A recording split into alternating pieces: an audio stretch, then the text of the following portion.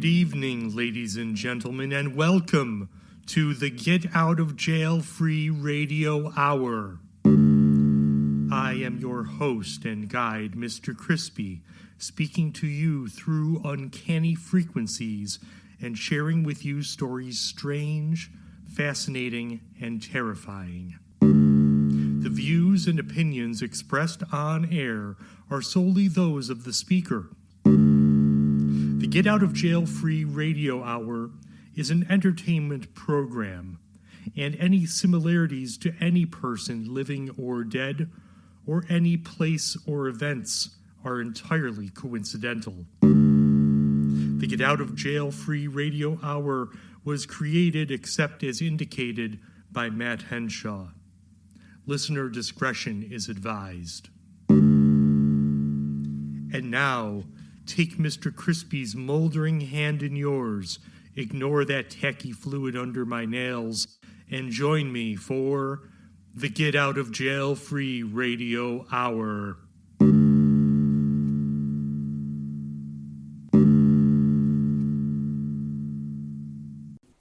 How Nuth Would Have Practiced His Art Upon the Gnoles by Lord Dunsany.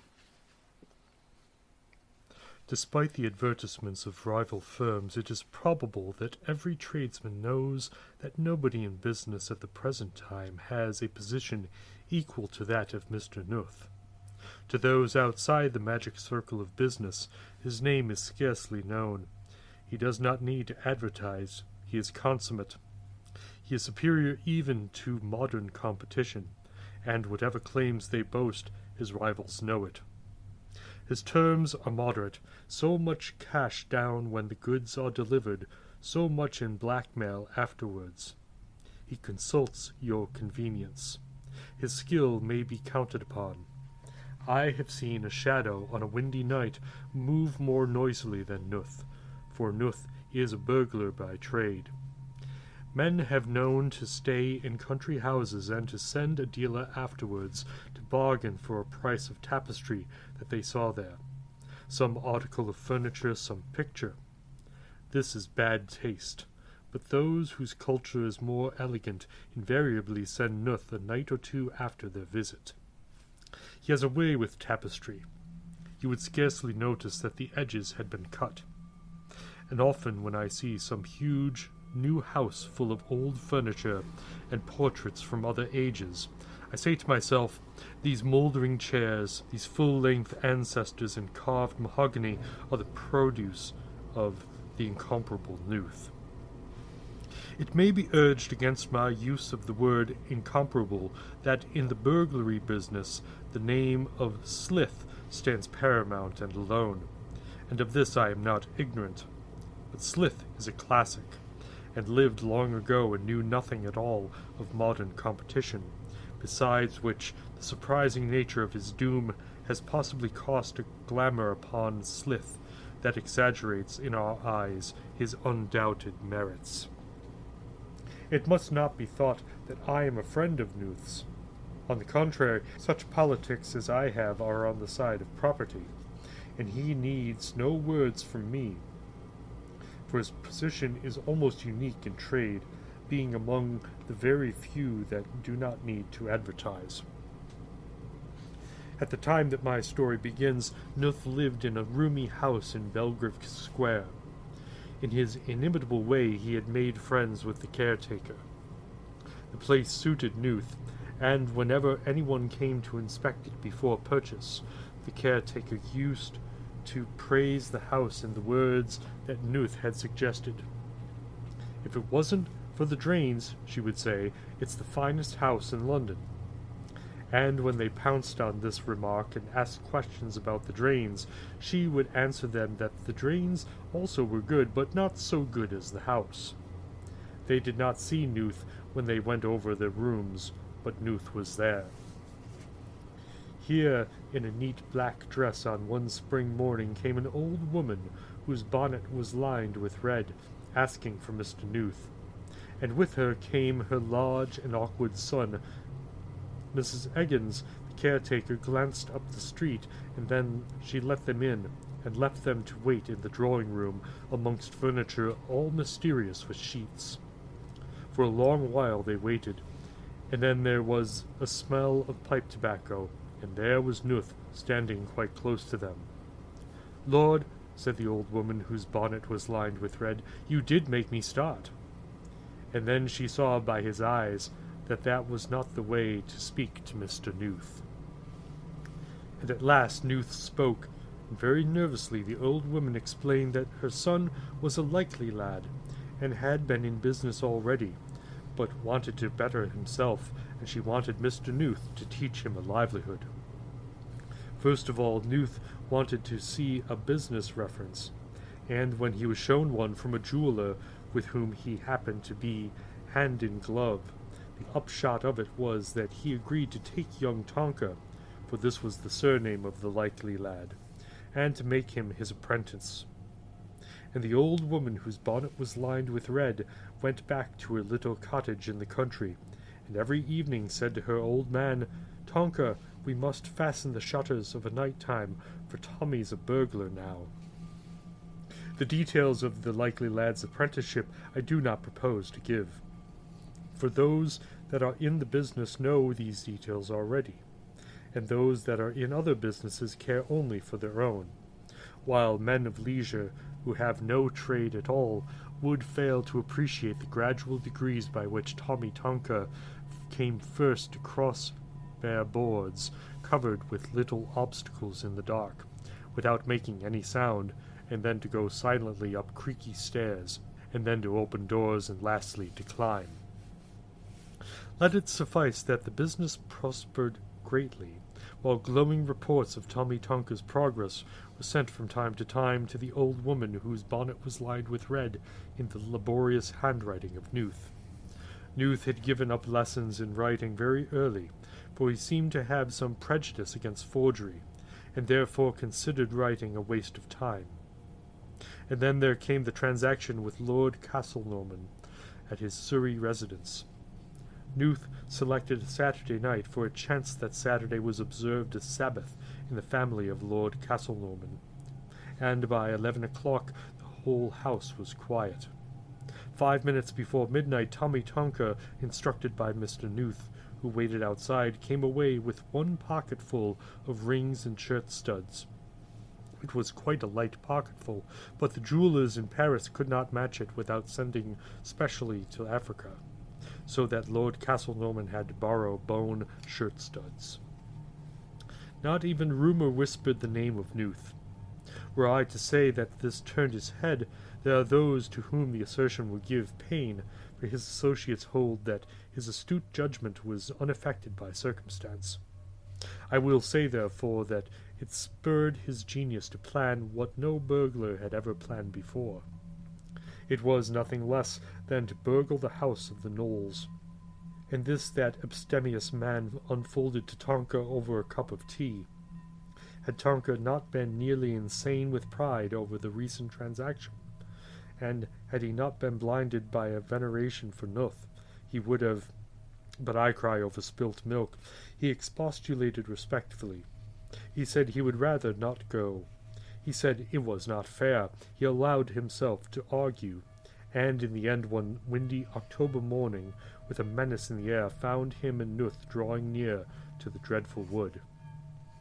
Nuth, by weighing little emeralds against pieces of common rock, had ascertained the probable weight of those house ornaments that the Gnoles are believed to possess in the narrow, lofty house wherein they have dwelt from of old.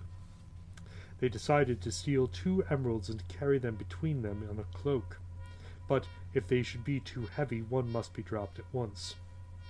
Nuth warned young Tonka against greed, and explained that the emeralds were worth less than cheese until they are safe away from the dreadful wood.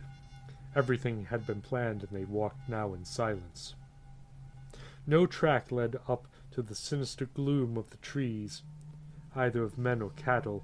Not even a poacher had been there, snaring elves for over 100 years. You did not trespass twice in the dells of the Gnoles. And apart from the things that were done there, the trees themselves were a warning, and did not wear the wholesome look of those that we plant ourselves. The nearest village was some miles away, with the backs of all its houses turned to the wood, and without one window at all facing in that direction. They did not speak of it there, and elsewhere it is unheard of. Into this wood stepped Nuth and Tommy Tonka. They had no firearms. Tonka asked for a pistol, but Nuth replied that the sound of a shot would bring everything down on us, and no more was said about it. Into the wood they went all day, deeper and deeper. They saw the skeleton of some early Georgian poacher nailed to a door in an oak tree.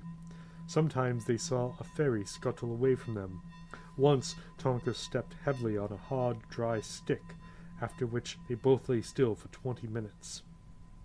And the sunset flared full of omens through the tree trunks, and night fell, and they came by fitful starlight, as Nuth had foreseen, to that lean, high house where the Gnoles so secretly dwelt.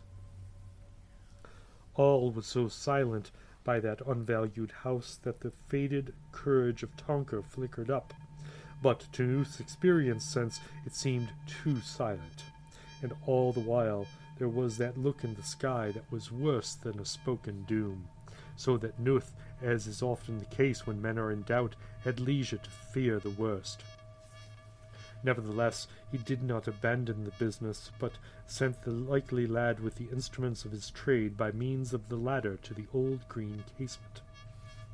And the moment Tonka touched the withered boards, the silence that, though ominous, was earthly, became unearthly like the touch of a ghoul, and Tonka heard his breath offending against that silence, and his heart was like mad drums in a night attack, and a string of one of his sandals went tap on a rung of a ladder, and the leaves of the forest went mute, and the breeze of the night was still, and Tonka prayed that a mouse or a mole might make any noise at all, but not a creature stirred. Even Nuth was still.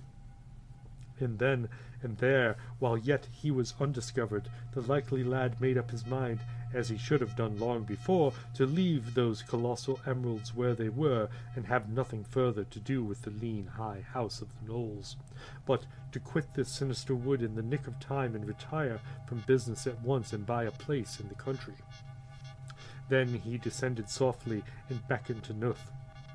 But the Gnoles had watched him through the knavish holes that they bore in the trunks of the trees, and the unearthly silence gave way, as it were with a grace, to the rapid screams of Tonka as they picked him up from behind, screams that came faster and faster until they were incoherent. And when they took him, it is not good to ask, and what they did with him I shall not say. Nuth looked on for a while from the corner of the house, with a mild surprise on his face as he rubbed his chin, for the trick of the holes in the trees were new to him. Then he stole nimbly away through the dreadful wood. And did they catch Nuth, you ask me, gentle reader? Oh no, my child, for such a question is childish. Nobody ever catches Nuth. The Dissection by Georg Heym. The dead man lay alone and naked on a white cloth in a wide room, surrounded by depressing white walls, in the cruel sobriety of a dissection room that seemed to shiver with the screams of an endless torture. The light of noon bathed him and awakened the dead spots on his forehead, conjuring up a bright green from his naked belly, bloating his body like a big sack of water. His body resembled the iridescent calyx of some gigantic flower, a mysterious plant from Indian primeval forests that someone had shyly laid at the altar of death. Splendid reds and blues sprouted down his limbs, and in the heat the large wound under his navel slowly split open like a red furrow, releasing a foul stench. The doctors entered, friendly men in frayed white coats and gold-rimmed pince-nez. They stepped up to the dead man and observed him with interest, as if in a scientific meeting. From their white cabinets they took out dissecting instruments, white crates full of hammers, saws with sharp teeth, files, hideous sets of tweezers, tiny knives with large needles like vultures' crooked beaks, forever screaming for flesh. They began their revolting work. They resembled hideous torturers, blood flowing on their hands as they dug ever more deeply into the frigid corpse and pulled out its innards like white cooks gutting a goose. Around their arms coiled the intestines, green-yellow snakes, and feces dripped on their coats, a warm, putrid fluid. They punctured the bladder, the cold urine in it glistening like yellow wine. They poured it in large bowls, and it reeked of pungent, acrid ammonia. But the dead man slept. He patiently let them tug at him and pull his hair. He slept. And while the thumping of hammers resounded on his skull, a dream, a remainder of love awoke in him, like a torch shining in his personal night. Outside the large window stretched a wide sky filled with small white clouds that swam like small white gods in the light of that silent afternoon. And swallows darted high across the blue, feathers quivering in the warm sun of July. The dead man's black blood streamed across the blue putrefaction on his forehead. In the heat it evaporated into an awful cloud, and the decay of death crept over him with its dappled claws. His skin began to flake apart. His belly turned white like that of an eel under the greedy fingers of the doctors, who plunged their arms up to the elbows in the wet flesh. The decay pulled apart the mouth of the dead man. He seemed to smile. He dreamed of beatific stars, of a fragrant summer evening. His rotting lips trembled as though under a brief kiss. "How I love you! I have loved you so much. Should I say how I love you? Are you strolled across poppy fields, a flaming poppy yourself? You swallowed the entire evening, and the dress that billowed round your ankles was a wave of fire in the setting sun. But you bowed your head in the light, hair still burning, inflamed by my kisses. So you went down there, turning to look back at me as you walked away, and the lantern swayed in your hand like the glow of a rose lasting in the twilight long after you were gone. I'll see you again tomorrow, here under the window of the chapel, here where the light of the candles falls about you, making your hair a golden forest, and daffodils nestle around your ankles, tender like tender kisses. I will see you again every evening in the hour of dawn. We will never part. How I love you! Should I tell you how I love you?" And the dead man quivered in happiness on his white death table, while the iron chisels in the hands of the doctors broke up the bones of his temple.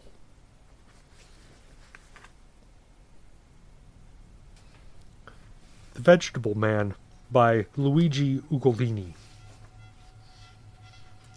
The following is the story told to me by the Green Man. It is only natural, sir, that you are surprised by the color of my face. That color is why for months now I have not exposed myself to people's eyes, because it is not a story I could tell to everyone who saw me, but with you it is a different matter. You have seen me, you are my neighbor. You have inquired after my health, and, what is more important, you are an intelligent and balanced man. So I will keep no secrets from you, and please believe what you are about to hear, even if it seems rather strange and improbable. My name is Dr. Benito Olivares. I was born in Santos, Brazil, and received a degree in natural sciences. Let this suffice for an introduction.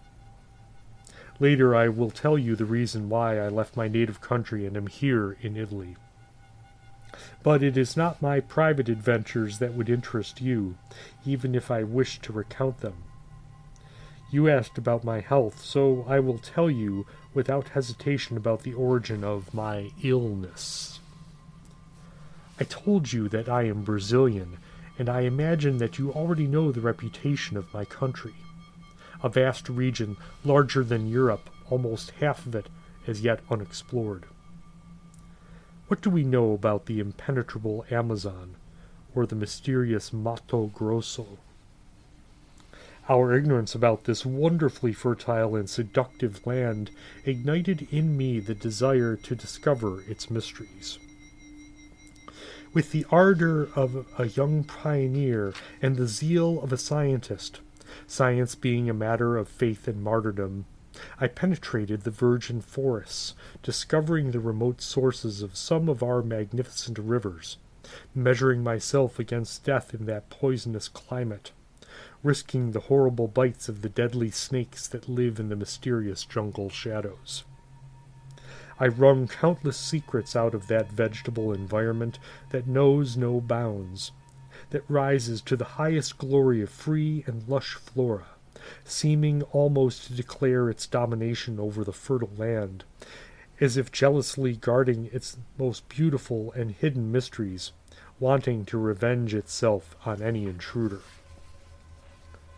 2 years passed in this manner, and I found myself lost in the solitude of the Amazon basin near the boundaries of Mato Grosso, traveling in the middle of flora that was at once magnificent and imbued with an almost supernatural charm. My poor style of speech, sir, can give but a very shabby idea of that inexpressible spectacle, that triumph of plant light and sunshine, of the wonderful contrast of cold shadows and dazzling color, of the silent and titanic struggle made of indestructible embraces and horrible tangles. But a silent and insidious weapon rules the mute combat of the vegetable kingdom, the liana. It is the octopus of the forest, the paralyzing tentacle, the noose that cuts off the circulation of the sap and produces vegetable suffocation and gangrene. You could see the cipo matador, the killer liana, encircling the magnificent trunks of rubber trees or rosewood with its treacherous and slow embrace. Gradually its arms tighten into small rings that only an axe can break, and then they rise up from the tips like fluid fingers becoming solid as they ascend, until finally a real plant sheath surrounds and suffocates the peaceful giants of the forest, preventing the sap from circulating, denying it breath and life. So one day, while admiring one of these battles of nature, I must tell you, becoming entangled in a large bush of liana, a plant I have never seen before suddenly caught my eye, absorbing all my attention. Can you imagine a new plant? What delight, what triumph, what delirium it is for a botanist to make such a discovery. Trembling with emotion, I approached this new specimen and began to study it minutely and lovingly. No, the first glance had not deceived me. I really was in the presence of an example of some unknown species, which I tried in vain to classify. Great God, that plant seemed to have been created deliberately to upset all of my botanical science. It was, in fact, a living contradiction. As soon as I tried to give it the particular characteristic of the species, another detail diametrically opposite jumped out, and then another, until my mind became lost in that futile work of classification. In the end, I came to the conclusion that the admirable plant was in itself an order, family, species, and variety. It was, in short, the progenitor of an order, the descendants of which were unknown to me. My wonder and happiness knew no limits. What I can tell you regarding the outward appearance of this unique specimen is the following.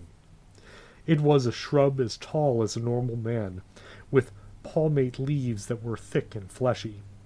Its branches had a reddish meat color to them that almost filled me with a feeling of disgust. They seemed like human limbs without skin. Thin white hair made of resistant filaments similar to the stamen of the maize cob fell over the entire plant from its top. It had no flowers, if by flowers one means a blossom or variously colored corolla. But on its branches 2 oval scutulum had formed that looked like eyes. Yes, 2 eyes, neither more nor less. See for yourself, sir, for here in this glass case is a specimen. Moved by a lively curiosity, I approached the glass case indicated by the green man's paralyzed gaze, and could not repress the shudder that coursed through my every limb. On the shelf I saw a large leaf that had an appearance not unlike that of the prickly pear, but on its surface I did indeed see 2 eyes, formed with wonderful precision. 2 very human eyes that seemed to stare out at me in an unpleasant and sinister way. I stepped back, utterly appalled by the sight. "It's marvelous," I said, still shivering in spite of myself. "Those eyes are remarkably real." The green man nodded his head. "It is the gaze of my destiny," he murmured in a dull voice, and continued his story. Wanting to take possession of that strange flower, I stretched out my hand to detach it from the trunk, but in doing so let out a cry of great pain. Some very sharp and curved thorns that I had not previously noticed had bitten deep into my hand. The strangest thing was that, as I regarded them carefully, I noticed that a drop of an intensely green-colored liquid had been emitted from the tip of each of them. In short, they were something like the teeth of a viper. And those pricks were quite painful. For a brief period I felt a violent burning, followed by a chill that wound through my veins and ascended suddenly to my heart. Overcome, I was compelled to sit on the ground. For a period my body was filled with this violent discomfort, so that I became seriously afraid I had been poisoned by the plant's sap. But then, little by little, every symptom faded away, and soon I could get up again and turn my attention to my botanical discovery. With great caution I collected a few leaves and flowers and took them with me, carefully preserved. Intoxicated as I was by my glorious discovery, I lent my name to that strange bush, declaring it the Olivaria vigilans, since with its many open eyes and treacherous thorns it watched and kept vigil over its own inviolability and security. At the same time, however, I was led to an unpleasant observation. The painful phenomena that had taken place after I had been stung by the thorns began to recur. At first it was only at long intervals, but gradually it became more frequent. A feeling of cold passed through my veins and heart, accompanied by a general numbness of the limbs and extreme weakness. I ascribed it to my long stay in the deadly climate of the Amazon and prepared to return to the coast. Meanwhile, shortly after the discovery of the Olivara vigilans, 2 incidents occurred that disturbed my peace of mind, leaving me rather unsettled. One day, while I was in my tent writing some notes concerning my plant, I saw near me a native of my escort, a Guarini of the desert. I had the idea that he, as an expert on these forests, could give me some information on the mysterious plant. So I called him over and questioned him, showing him the flowers and leaves. But as soon as the Indian saw them, he let out a cry of terror and amazement. He stared at me for a moment with the deepest dismay, and then ran off into the forest like a madman. And he never came back, and I never heard of him again. A few days later I arrived at a large village of courteous and hospitable Indians. While staying there, I questioned the old tribal chief, who was considered a true wise man. I asked him about a plant that I longed to find and described it to him completely, but without mentioning that I had in fact already found it. To my astonishment, even the old cacique began to tremble and show signs of the liveliest terror, trying his best to evade my question. Struck with curiosity, I asked him again and again, and insisted on getting an explanation, even offering the old chief a shotgun in exchange for my information. My insistence and gift won out over his scruples. With strange caution, he said, that which you look for, foreigner, is a plant unlike any other. It is the Inhuacolatzi, the great spirit of the plants. Do not look for it, foreigner, for if you find it, it will make you like itself. These were the strange words of the old cacique, and nothing more could I coerce out of his mouth. I smiled at this strange superstition, for who could believe that there was a deity of plants?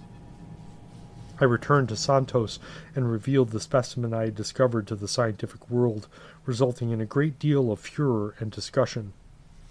The leaves and flowers that I had brought I donated to the Museum of Natural History in Buenos Aires, keeping for myself the specimen I have shown you. And now, sir, I will tell you the truly horrible part of my case. I have already mentioned that once back home the alarming symptoms produced by the prick of the Olivaria vigilans returned with an ever-increasing frequency. Far from decreasing in severity, the phenomena became increasingly violent. Adding to my discomfort and filling me with dismay was a new phenomenon as well. My skin was becoming green. Yes, at first it was just a slate tint all over my body, which both I and the doctors who diagnosed me thought was an attack of jaundice. But then, despite all the remedies, the color began to take on a richer tone, and my circulatory disorders became more acute and disturbing. A dreadful nightmare began to weigh upon my soul, recalling the mysterious words of the old catequiche and the strange fear of my Guarini servant. An insidious doubt began to poison my spirit. One day I made a decisive experiment on myself, examining a drop of my blood under the microscope, and I saw the truth. It revealed itself in all its terrible reality, and the nightmare took on a form, and the dream a palpable consistency. A horrible battle was raging in my blood. I don't know if you have ever observed under the microscope the blood of a person affected by sleeping sickness, and seen the stages of the battles fought between the red corpuscles and the trypanosome destroyer. If so, you would know that the red blood cells are incessantly agitated into a fantastic and continuous turmoil by countless beings animated by a surprising vitality of movement. The erythrocytes, pushed against, driven, destroyed, clustered together, swaying, bouncing elastically in order to avoid the damaging contact with those small bodies shaped like snakes that contort themselves in every possible way.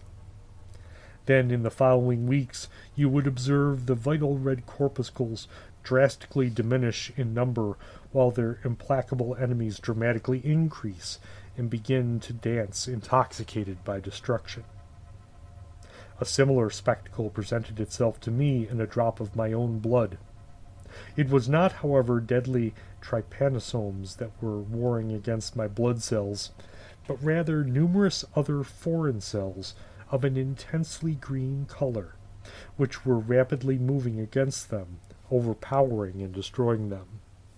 I was terrified, for they were plant cells. It was vegetable sap that crept slowly through my veins, replacing life-sustaining red fluid.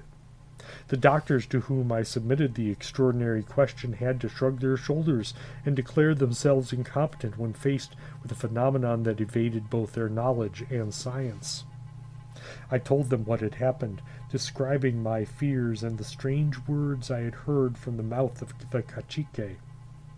They just smiled and, after prescribing ineffective remedies, no doubt to allay their consciences more than for any other reason, shrugged their shoulders once more.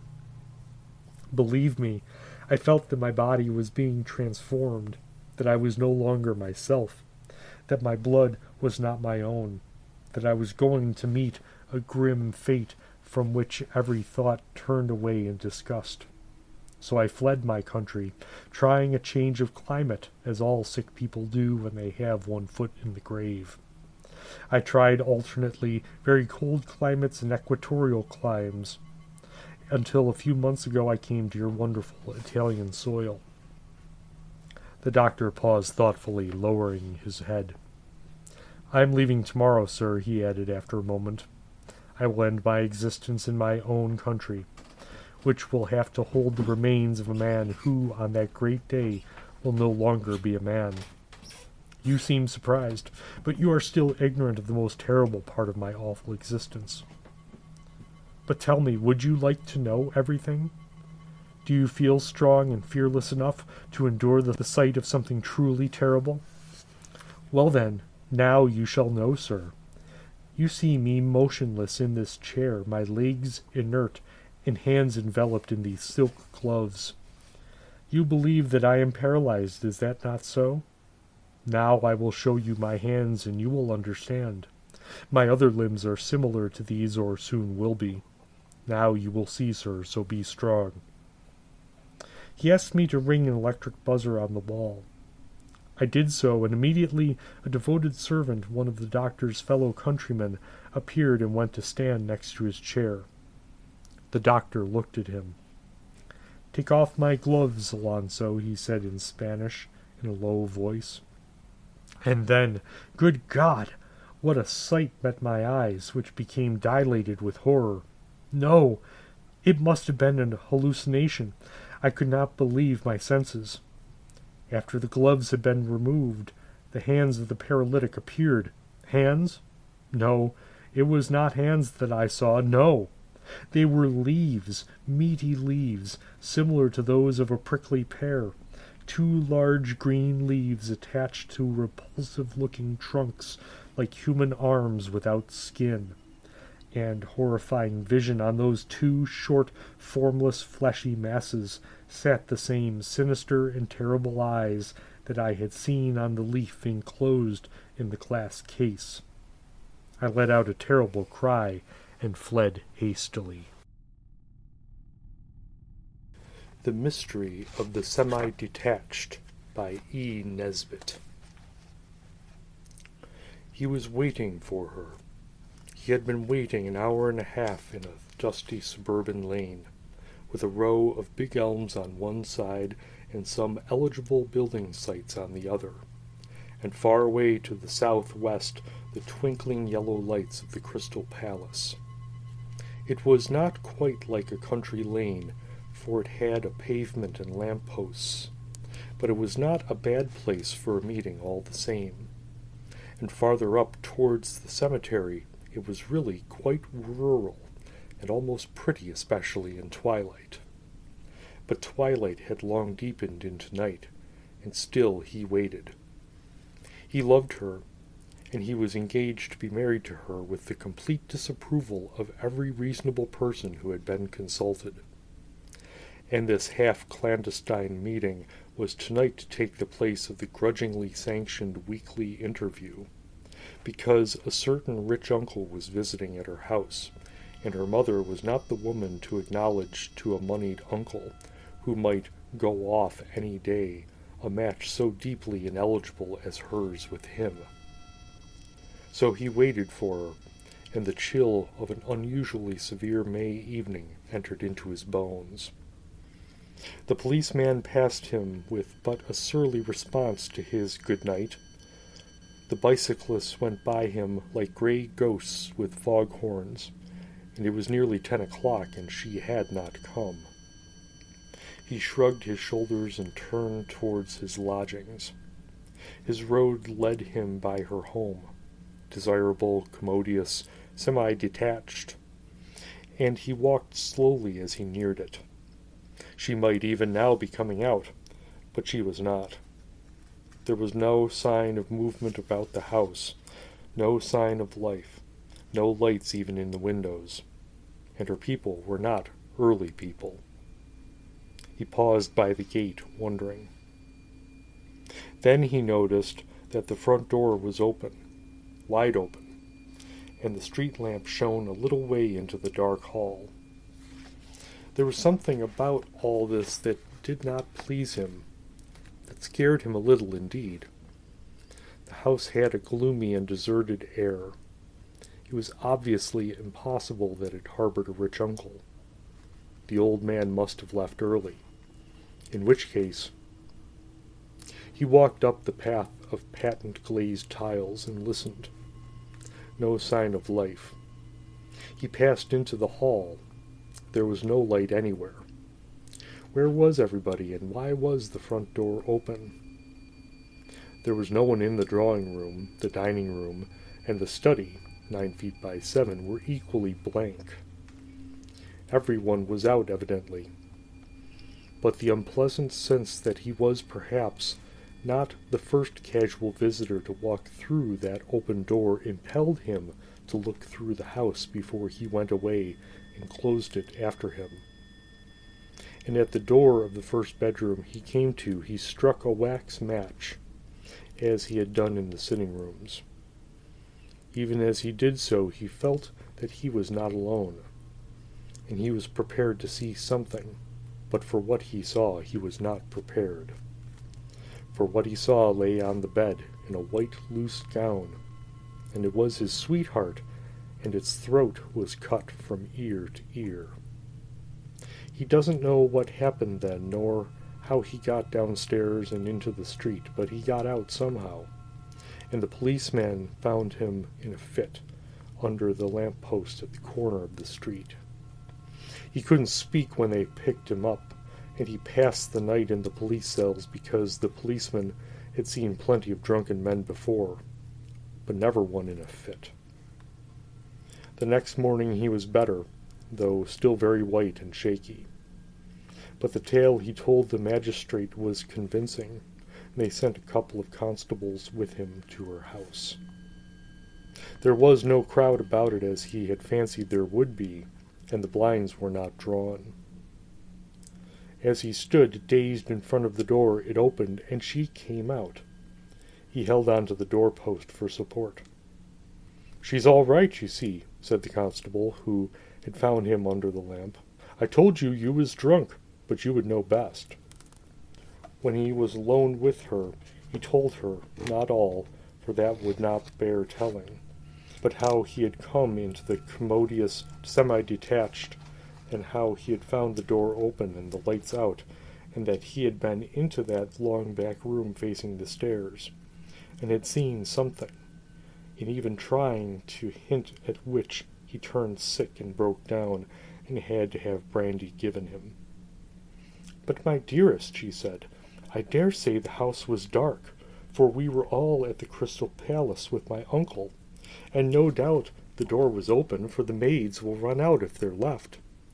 But you could not have been in that room, because I locked it when I came away, and the key was in my pocket. I dressed in a hurry, and I left all my odds and ends lying about." "I know," he said. "I saw a green scarf on a chair, and some long brown gloves, and a lot of hairpins and ribbons, and a prayer book, and a lace handkerchief on the dressing table. Why, I even noticed the almanac on the mantelpiece, October 21st. At least, it couldn't be that, because this is May. And yet it was. Your almanac is at October 21, isn't it?" "No, of course it isn't," she said, smiling rather anxiously. "But all the other things were just as you say. You must have had a dream or a vision or something." He was a very ordinary, commonplace city young man, and he didn't believe in visions, but he never rested day or night till he got his sweetheart and her mother away from that commodious semi-detached, and settled them in a quite distant suburb. In the course of the removal he incidentally married her, and the mother went on living with them. His nerves must have been a good bit shaken, because he was very queer for a long time, and was always inquiring if anyone had taken the desirable semi-detached, and when an old stockbroker with a family took it, he went the length of calling on the old gentleman and imploring him by all that he held dear not to live in that fatal house. "Why?" said the stockbroker, not unnaturally. And then he got so vague and confused between trying to tell why and trying not to tell why that the stockbroker shooed him out and thanked his God that he was not such a fool as to allow a lunatic to stand in the way of his taking that really remarkably cheap and desirable semi-detached residence. Now, the curious and quite inexplicable part of this story is that when she came down to breakfast on the morning of the 22nd of October, she found him looking like death, with the morning paper in his hand.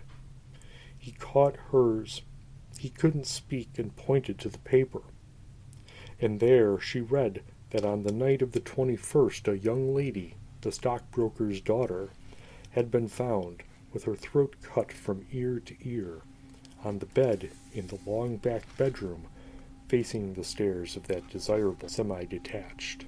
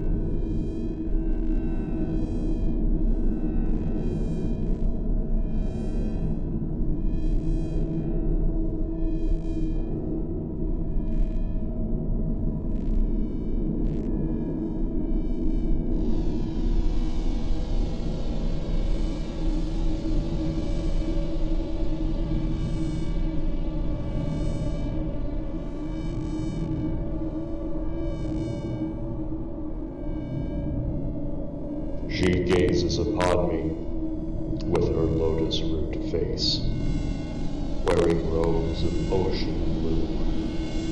Upon her head a sparkling diadem, wreathed in green fire. Turning in her great coat, I take another step towards her, embraced by her orchid hands, taking me back home, drowning in her hem and love. A necklace of clear green orbs hangs, decorating her bare hollow throat. She spoke, vibrating like winds of dirt. I want you. She had not just in appearance, but also sound, a riot of teeth.